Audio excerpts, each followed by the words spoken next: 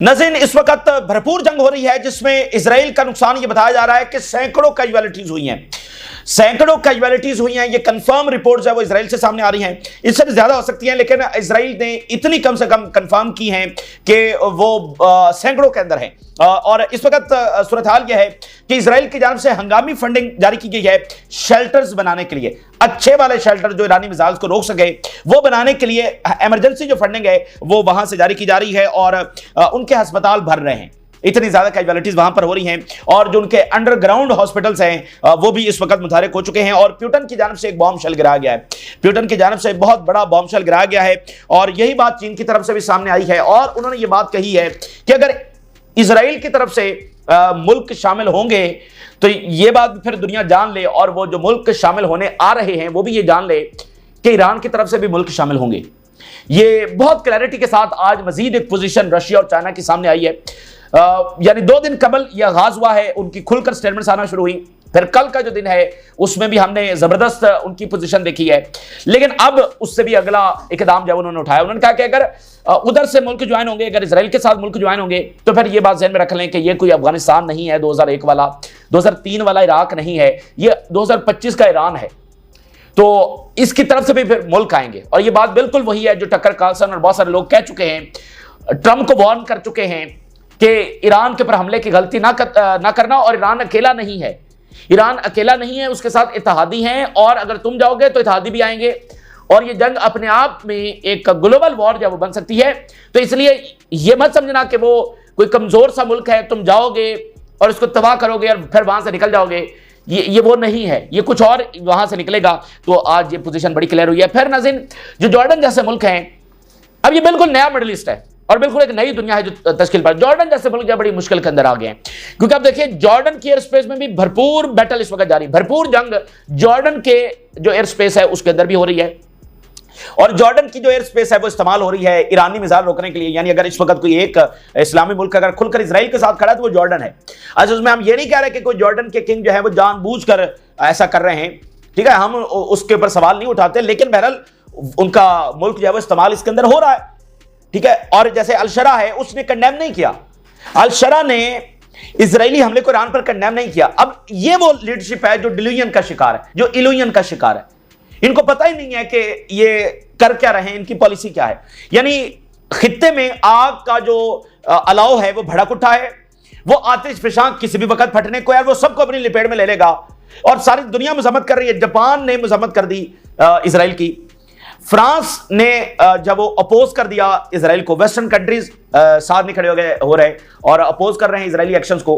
पूरे रीजन ने कंडेम कर दिया, सख्त तरीन कंडेमनेशन कर दी। और जो स्पॉन्सर हैं अहमद शरा के, कतर और तुर्की, वो तो सख्त तरीन स्टांस ले रहे हैं और अहमद शरा साहब जो है वो कंडेम नहीं कर रहे। तो ये देखे ना कि ये पॉलिसी कैसे चल सकती है।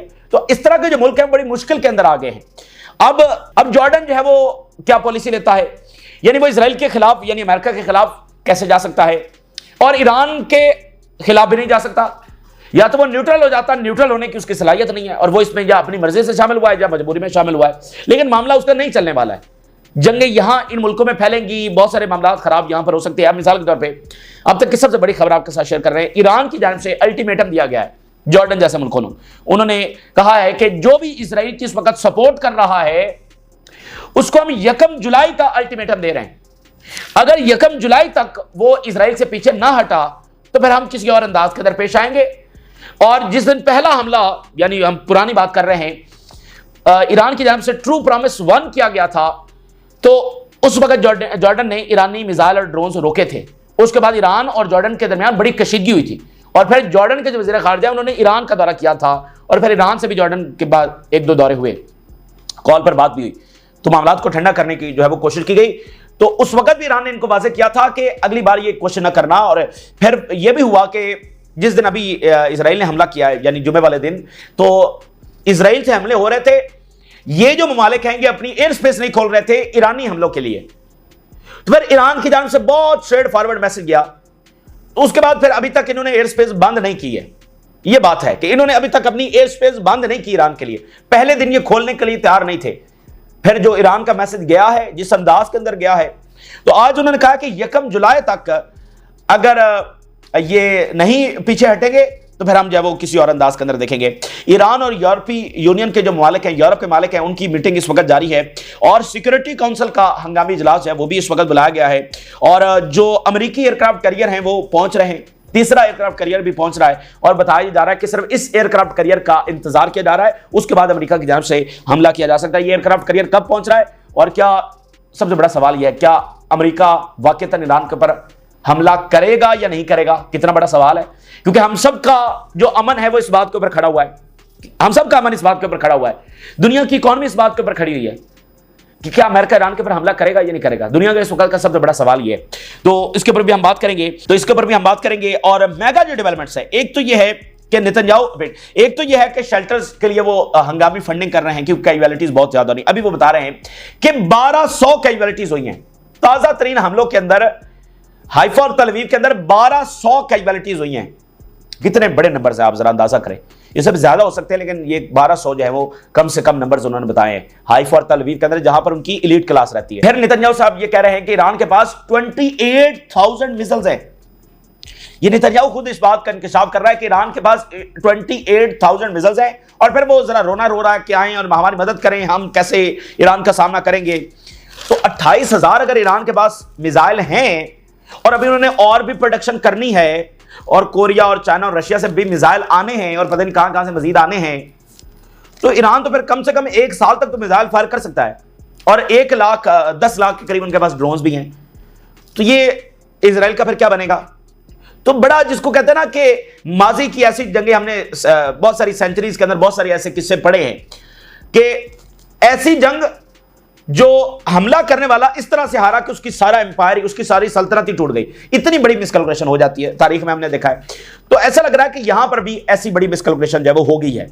यानी वो ईरान को जो एक्सपेक्ट कर रहे थे या जिन रियलिटीज को इग्नोर कर रहे थे, या सारा इस बात के ऊपर मुनहसर थे कि हम असैसिनेशन करेंगे तो ईरान बस फारिग हो जाएगा। हालांकि ये तकब्बुर कहना का हटा के देखते नहीं है। आप देखिए कि हमास की लीडरशिप को ये कब से असैसिनेट कर रहे हैं, हमास अभी तक खत्म नहीं हुई।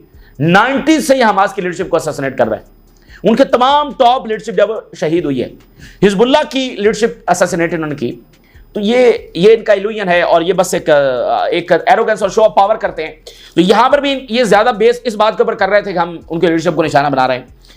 तो अब साथ इजराइल का एयर डिफेंस फारिग हो रहा है। सबसे बड़ा नजर इस बात के ऊपर लगी है कि इजराइल का एयर डिफेंस कितना फारिग हो रहा है, कितना कोलैप्स हो रहा है, कितनी देर चल सकता है।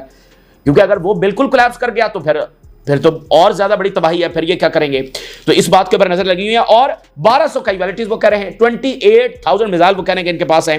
और जो कोलैबोरेशन की बात है वो मैं आपके सामने रखने जा रहा हूं। ईरान की जानिब से अल्टीमेटम जो है वो दिया गया है। Iranian national security council, supreme council की जानिब से बात सामने आई है।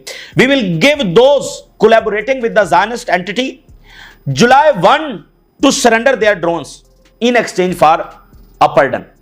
हम उनको माफ कर देंगे जो इस वक्त मदद दे रहे हैं, कोलैबोरेट कर रहे हैं इजराइल के साथ, उनको हम बिल्कुल पार्डन कर देंगे, माफ कर देंगे अगर वो जुलाई 1 तक जब वो अब इस मामले को खत्म कर दे।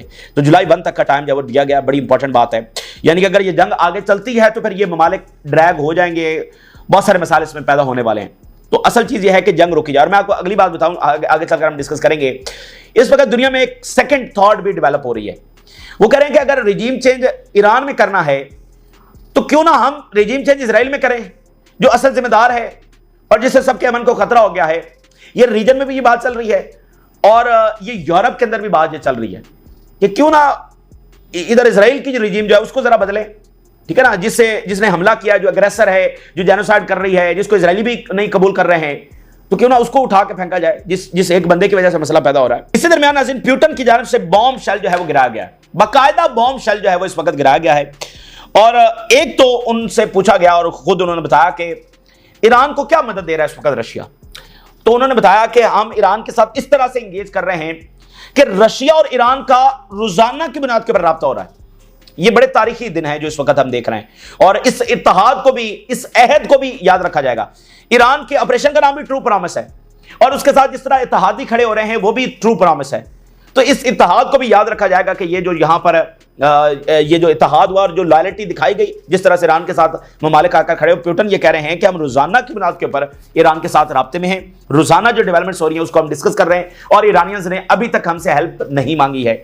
और रशिया ये बात कन्वे कर रहा है कि अगर एस्केलेशन होगी तो फिर हम आएंगे, ठीक है ना। अब ये जो अगली बात उन्होंने की है वो बिल्कुल ज्यादा खुलकर उन्होंने की है। उन्होंने कहा कि अगर इजराइल की तरफ से मुल्क शामिल होंगे तो ये बात जान ली जाए कि फिर ईरान की तरफ से भी मुल्क शामिल होंगे।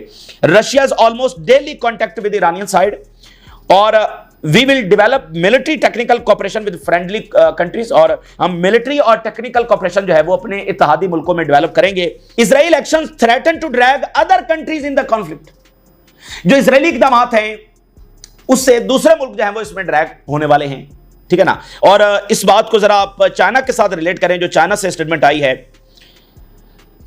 If the countries join the war alongside Israel do not exclude the possibility. अगर इजराइल की तरफ से ममालिक आ रहे हैं तो फिर इस पॉसिबिलिटी को भी रद्द ना करें और इस बात को समझें कि that major countries would join Iran. वहां से अगर मुल्क आ रहे हैं तो फिर यह बात ज़हन में रख लें कि मेजर कंट्रीज ईरान को ज्वाइन करने जा रहे हैं। तो इसलिए इसका स्केल जो है वो बहुत बड़ा स्केल हो सकता है, ग्लोबल सतह के ऊपर ये मामला जा सकता है। अगर ये जंग कुछ मजीद दिन चलती है तो फिर ये वाकईतन एक लार्ज स्केल वॉर बन जाएगी जिसमें मुख्तलिफ कंट्रीज जो है वो ड्रैग हो जाएंगी, जिसमें लेबनान होगा, इराक होगा, ये तो सारे होंगे, लेकिन जॉर्डन होगा, अमेरिका, तो अमेरिका के आने के बाद ये होगा, तो फिर बाकी इत्तेहादी मजीद भी एज अ कंट्री वो ईरान के साथ जब वो आ सकते हैं। और फिर रशिया ने कहा है कि Iran peaceful nuclear facilities are under attack. अब ये भी एक जंग जो है वो बड़ी जंग इस अंदाज के अंदर है कि वेस्ट कह रहा है कि ईरान न्यूक्लियर बना रहा है और ईस्ट कह रहा है कि ये तो पीसफुल है। ये नैरेटिव की एक बहुत बड़ी जंग है जो बाकी सारी वॉर एंड टेरर के दौरान हमने नहीं देखी है। ये बहुत बड़ी नैरेटिव की भी जंग है। वेस्ट कह रहा है कि ये पीसफुल नहीं है, ये तो वेपन बना रहे हैं, और वो हमने उनका भोंडा तरीका भी देखा है कि वो हर कंट्री के ऊपर हमला करने से पहले कहते हैं कि ये वेपन हम मैच डिस्ट्रक्शन बना रहे हैं। और नेतन्याहू जो है वो 80s से ये कह रहा है कि ईरान जो है वो न्यूक्लियर वेपन से सिर्फ 6 महीने दूर है, ये 80s से बयान दे रहा है। तो उनका बयानिया नहीं चल रहा है। अब वो हठधर्मी है, वेस्टर्न जो भी है उनके हठधर्मी है, उनके अपने लोग भी नहीं मान रहे, उनका अपना मीडिया भी नहीं मान रहा, और वो एक्सपोज हो रहा है। और ईस्ट, मिडिल ईस्ट और बाकी मशरक के ममालिक ये खुलकर इस बात को, रशिया, चाइना, ये सारे खुलकर कह रहे हैं कि ये पीसफुल न्यूक्लियर प्रोग्राम है। सऊदी अरेबिया ने भी इसको पीसफुल जब डिक्लेयर कर दिया है।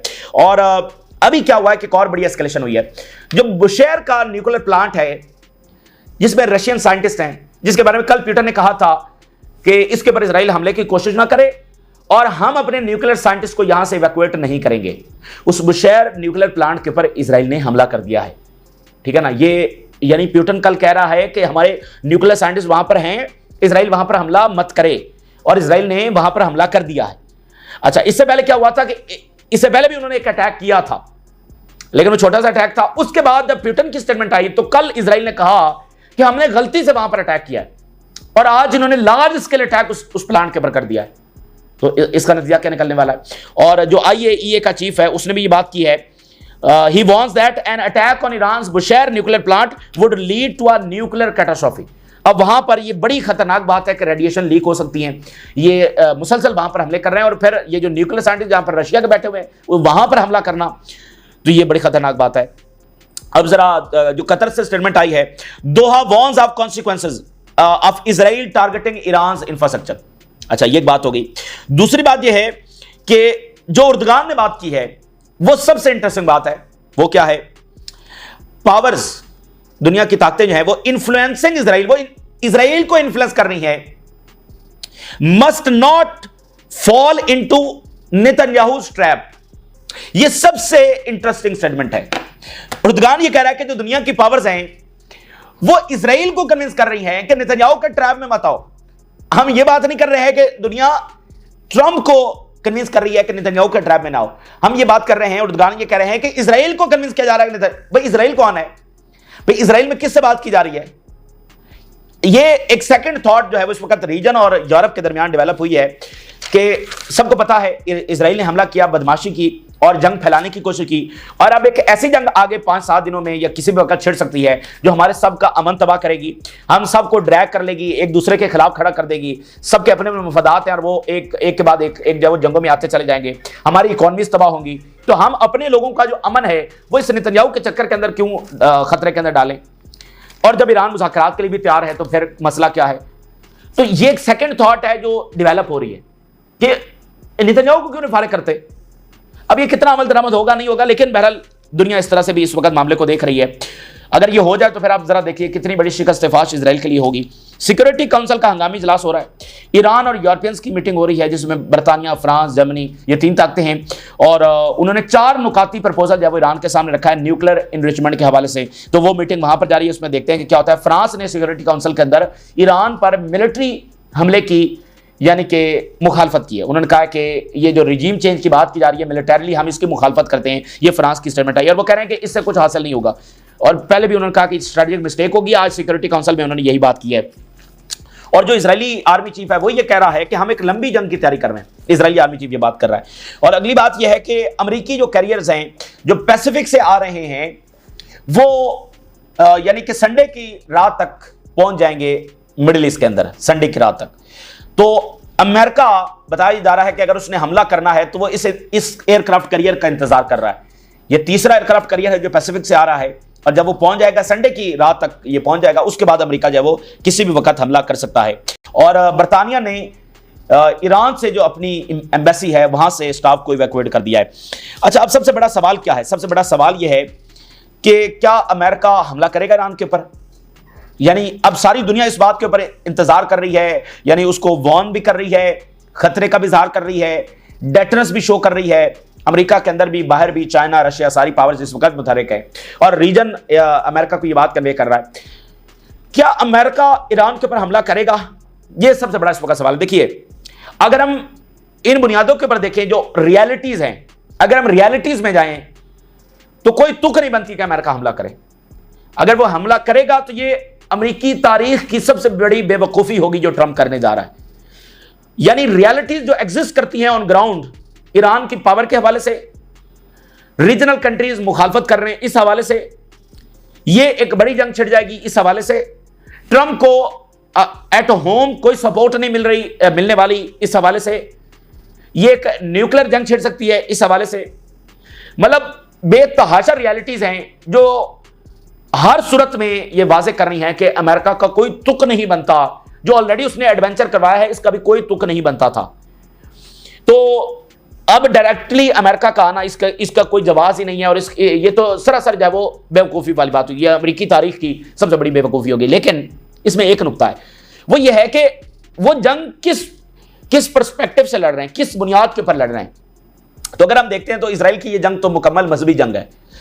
और इस वक्त जो ट्रंप इंतजामिया है, चाहे वो सेक्रेटरी ऑफ स्टेट हो, चाहे वो सेक्रेटरी ऑफ डिफेंस हो, और चाहे वो खुद ट्रंप हो, हम वहां पर एक मजहबी रुझान देख रहे हैं। आपको पता है ना कि ट्रंप को उन्होंने ये भी पोर्ट्रे किया कि आप तो मसाया हैं। और जैसे अमेरिकी जो एम्बेसडर इसराइल का है उसने भी ये कहा कि आप ही के हाथों ये अजीम काम होना है। इस तरह की बातें की और ये हमला करने से एक रात पहले का मैसेज था, उसके बाद हमला हो गया। तो वो इन्फ्लुएंसर यानी कि जो सेक्रेटरी ऑफ स्टेट है वो इस बात को तस्लीम कर चुका है कि वो क्लैश ऑफ सिविलाइजेशन के ऊपर यकीन रखता है कि क्लैश ऑफ सिविलाइजेशन एग्जिस्ट करता है। और ये सारे जो है वो मजहबी रुझान भी रखते हैं। अभी आपने देखा ना वो जेडी वैंस कितनी बार जो है वो रोम का दौरा करके आए हैं। तो इस इंतजामिया के अंदर मजहबी खास रुझान पाया जाता है।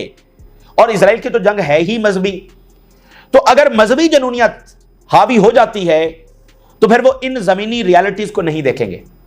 और अगर आप जाती तौर पर मुझसे पूछें, यानी अब जाती तजिया है और ये गलत भी हो सकता है, सही भी हो सकता है, रियलिटीज तो हम आपके सामने रख रहे हैं, फैक्ट्स तो आपके सामने रख रहे हैं, लेकिन एक अगर जाती तजिया मैं आपके सामने आखिर में रखूं तो मेरे मुताबिक अमेरिका ईरान के ऊपर हमला करेगा। ठीक है, और जाहिर बात है ये बेवकूफ़ी होगी, बहुत बड़ी तारीख की सबसे बड़ी बेवकूफ़ी होगी और सबके लिए तबाहकुन ये साबित होगा। लेकिन वो फैसले किस बुनियाद के ऊपर कर रहे हैं ये खतरनाक बात है। तो उनका रुझान जो है ना वो ज्यादा इस तरफ है, यानी फार राइट एक्सट्रीमिज्म इस तरफ है। तो इसलिए ये लगता ऐसा है कि अमेरिका, और फिर देखें ना उनमें बार बार डिस्कशन क्या हो रही है कि अगर हम यहां से पीछे हट गए तो फिर हमारी हैबत किधर गई, फिर तो हम शिकस्त खा गए, कितनी बड़ी शिकस्त फाश हो गई। तो इसलिए ये खतरात बहुत ज्यादा है। और फिर वो एरोगेंस कि भाई हम इतनी बड़ी पार है, ईरान की क्या हैसियत है। तो ये मामला इस वक्त हैं। इसलिए लगता ऐसा है कि अमेरिका हमला करेगा, लेकिन ये जाती है। लेकिन रियलिटीज के मुताबिक तो ये तुक नहीं बनता कि अमेरिका यहां पर आकर ड्रैग हो और हमला करे, क्योंकि उसको यहां पर जीत कोई नहीं मिलने वाली है। ये इस वक्त की ताज़ा तरीन सूरत हाल जो आपके साथ शेयर किया, हमने राज रुका करें। इजाज़त दीजिए, अल्लाह हाफिज़।